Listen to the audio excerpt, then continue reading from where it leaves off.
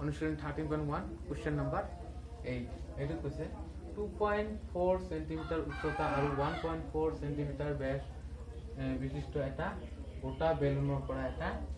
একই উচ্চতা ব্যাসৰ শঙ্কু আকৃতিৰ খোল এটা খুলি উলিওৱা হল অবশিষ্ট বস্তুটোৰ পৃষ্ঠকালি বৰ্গ সেন্টিমিটাৰ শুদ্ধ মান নিৰ্ণয় কৰা সো ইয়াতে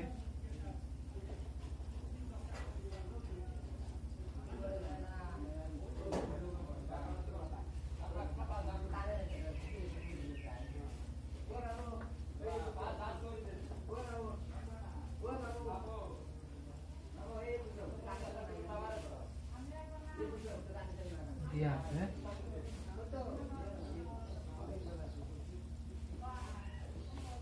এটা শঙ্কু বা বেলুন দিয়া সরি বেলুন বা চুঙ্গা দিয়া আছে এই সেম উচ্চতা ইয়ার হাইট দিয়া আছে 2.4 সেন্টিমিটার ইয়ার পৰা ইয়াৰ হাইট দিয়া আছে 2.4 সেন্টিমিটাৰ তো ইয়াৰ ব্যাস দিয়া আছে ইয়াৰ পৰা ইয়াৰ ব্যাস দিয়া আছে 1.4 সেন্টিমিটাৰ 1.4 সেন্টিমিটাৰ তো ইয়াৰ পৰা যেহেতু ইয়াৰ হাইট দিয়া আছে 2.4 তো ইয়াৰ ব্যাস দিয়া আছে তো ব্যাসৰ আমাক ব্যাস সকলো সময়ত ব্যাসাৰ দৰকাৰ ব্যাস নালাগে মানে ডায়ামিটাৰ দিয়া আছে আমাক লাগে ৰেডিয়াস তো ইয়াৰ পৰা তেতিয়া হলে ইয়াৰ হাফ ইয়াৰ আধা হ'ব তেতিয়া হলে হ'ব ইয়াৰ আধা 0.7 ইয়াৰ আধা যেহেতু ইয়াৰ পৰা ইয়ালৈ দিয়া আছে 1.4 ইয়াৰ আধা হ'ব 0.7 কেনেকে দিয়া আছে এইচ মানে হাইট কিমান দিয়া আছে 2.4 সেন্টিমিটার 2.4 সেন্টিমিটার তো ব্যাসার্ধ মানে রেডিয়াস দিয়া আছে রেডিয়াস দিয়া না সরি ডায়ামিটার দিয়া আছে 1.4 আমাক যেহেতু ডায়ামিটার না লাগে রেডিয়াস আর ব্যাসার্ধ লাগে তো ইয়ার আধা 1.4 ডিভাইডেড বাই 2 ইয়ার আধা ললে 0.5 দিলে তলত এটা 2 into 10 আহিব 0.5 দিয়া লগে 10 আহিব তো কটাকটি কৰিলে 7 2 গুণ 14 সরি 7 এবার 0.2 আকৌ বহাই দিম যেহেতু আমি 0.1 এক ঘর আগত তখন দিলে এনেকুৱা হ'ব তো কি হল 0.7 মানে ৰেডিয়াস হব 0.7 ইয়াৰ পৰা ইয়ালৈ 0.7 কৈছে একই উচ্চতা একই ব্যাসৰ একই উচ্চতা আৰু একই ব্যাসৰ এটা শঙ্কু আঁকাই যাব ইয়াৰ পৰা আৰু ইয়ালৈ মানে এইখিনি বস্তু এটা কাঠৰ টুকুৰাৰ পৰা এইখিনি কাটি উলিয়াই ফেলাই দিয়া হল এই অবশিষ্ট কিমানখিনি কি আছে ইয়াতে পৃষ্ঠকালিখিনি ওলাবলৈ দিছে তেতিয়া হলে যেতিয়া আমি এইখিনি কাটি উলাই ফেলাই দিম তেতিয়া হলে বাকি কি থাকিব এনেকুৱা এটা বস্তু থাকিব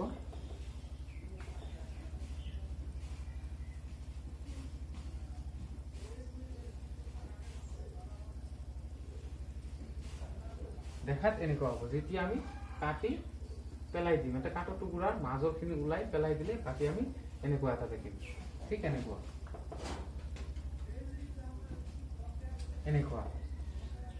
সো আমি লিখিম মুঠ পৃষ্ঠকালি বস্তুটোৰ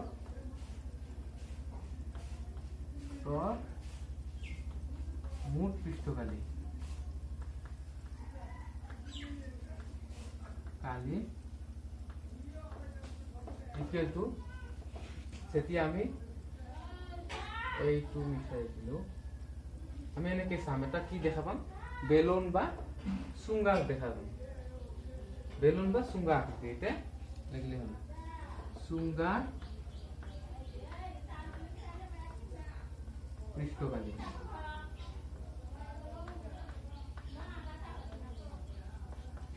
সো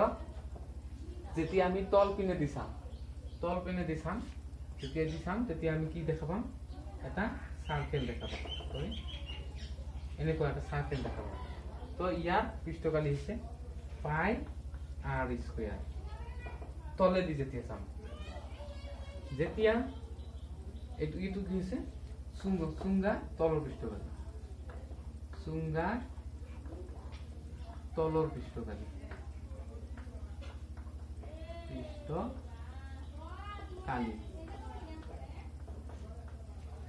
যেতিয়া আমি উপৰ পিনে দিছাম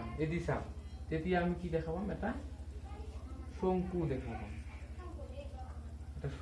পাম উপৰ পিনে দি বাকি এখিনি একো দেখা নাপাম অনলি এটো দেখা পাম এনেকুৱা এটা বস্তু দেখা পাম তো প্লাস আমি কি লিখম শঙ্কুর পৃষ্ঠকালি শঙ্কুর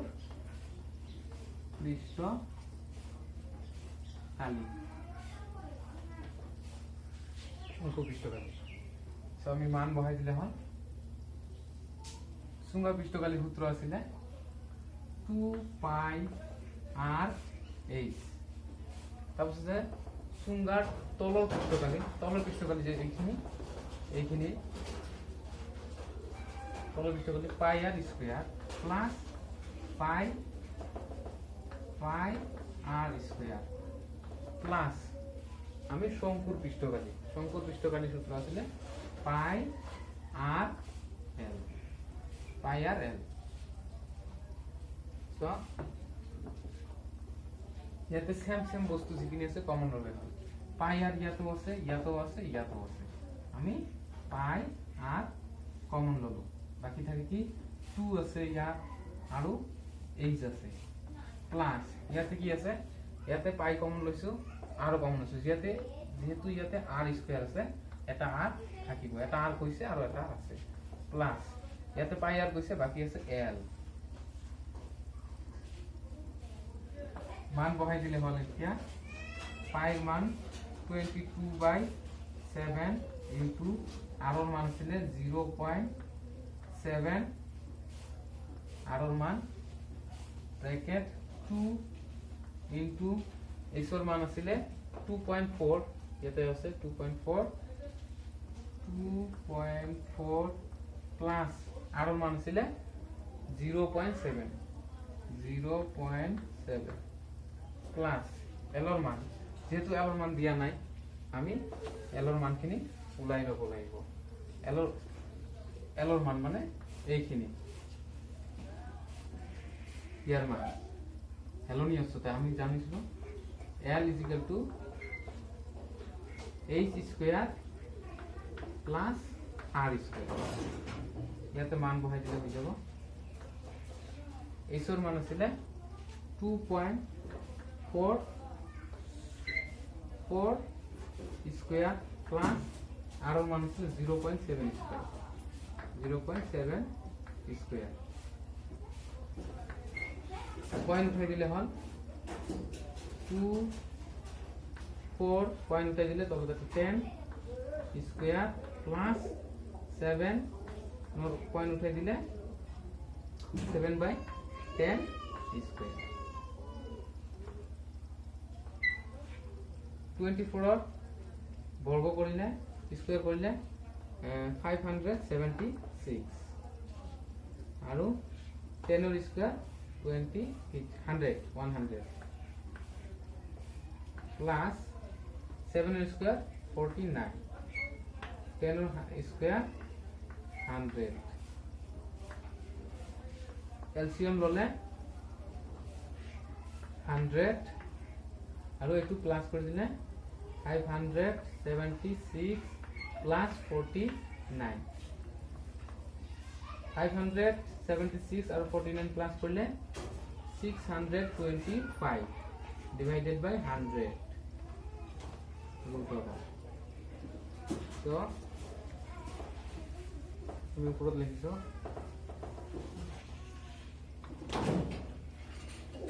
625 হৈছে 25 ৰ স্কয়াৰ আৰু 100 হৈছে 10 ৰ স্কয়াৰ root over আমি ইয়াক এনেদৰে লিখিব পাৰো 25 স্কয়ার এটা 10 স্কয়ার স্কোয়ার আমি স্কোয়ার রুট ওভার ক্যান্সেল বাকি থাকে 25/10 আমি 10 এটা 0 আছে যেহেতু 1 এর পিছত আমি এক ঘর আগত দশমিক দিলে হবে 2.5 মানে এল এর মান ওলালে 2.5 তুমি ইয়াতে লিখিব পাৰো L is equal to 2.5 centimetre আমি এতিয়া ইয়াতে বহাই দিম 2.5 এতিয়া 22/7 ইয়াতে পয়েন্ট উঠাই দিলে 7/10 ইয়াতে পূরণ করিলে 2 দি 2.4 পূরণ করিলে 4.8 plus 0.7 plus 2.5 7 cancel বাকি কি থাকে 22/10 আৰু ইয়াতে এইখিনি প্লাস কৰিলে 4.8 plus sorry 0.7 2.5 8 সাথে 15 15 বছর 20 20 শূন্য হাতে থেকে 2 4 5 6 7 8 দশমিক 8 সো দশমিকৰ পিছৰ জিৰোৰ কোনো মূল্য নাই আমি ব্ৰেকেটৰ কামখিনি গোটেইখিনি প্লাস কৰি কি ওলাল অনলি 8 into 8 কটাকটি কৰিলে 5 2 গুণ 10 আৰু 4 2 গুণ 8 আগে কি ওপৰত লিখিছো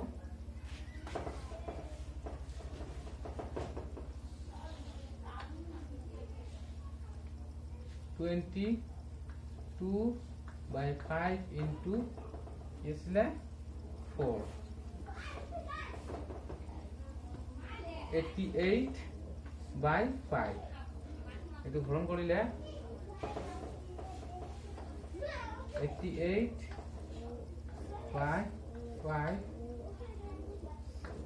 5 বাকি থাকে 8 6 7 5 7 গুণ 35 বাকি থাকে 3 পয়েন্ট আৰু কিমান হ'ব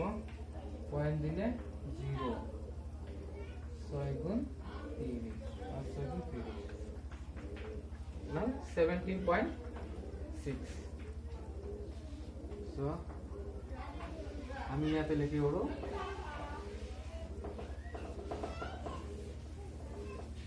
কিছিল এতেকে নির্ণয় বস্তুটোর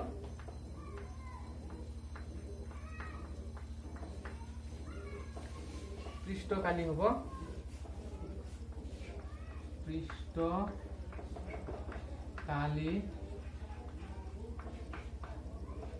17.6 ইয়াতে যেহেতু কৈছে শুদ্ধ মান নির্ণয় করা শুদ্ধ মান হলে দশমিকৰ পাছত যদি 5তকৈ ডাঙৰ হয় তেতিয়া হলে ইয়াত 1 বঢ়াই দিলে হয় আৰু যদি কম হয়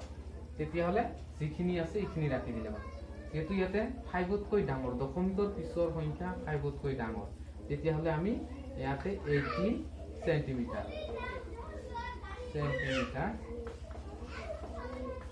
লিখিব পাৰো যদি